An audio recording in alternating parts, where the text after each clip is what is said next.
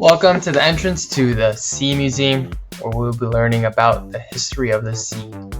So first of all, we gotta get into a boat and swim to the museum, which is in the middle of the sea, appropriately. Alright, here we get off and enter the door. Alright, close the door here, and here we have the fire coral, or also known as the red coral.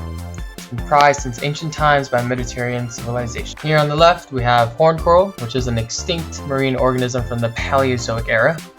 Had a horn-shaped skeleton. Alright, tropical fish are brightly colored species that live in warm ocean, river, and reef environments, often prized for their vivid colors and diversity in aquariums. Pretty cool stuff. Sea pickles, first documented by sailors in the 18th century, amazed by the glowing appearance in the ocean.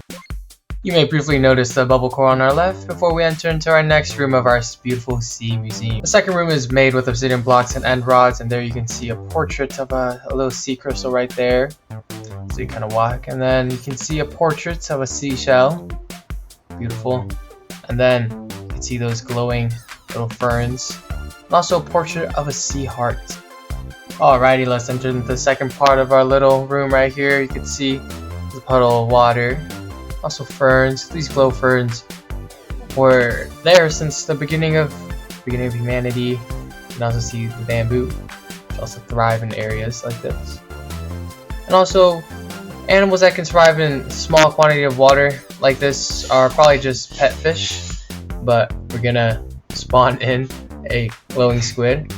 Glowing squids aren't very common in real life, but they're obviously an existent thing, so pretty cool. Alright, let's admire this glow squid here. The thing about squids is if they feel threatened by anything or by any predators, they can squirt out a black ink, which would kind of make predators kind of avoid them.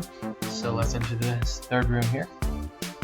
This third room is pretty interesting. This third room also made of obsidian blocks, and you can see sea magma here. Very rare thing to see on land.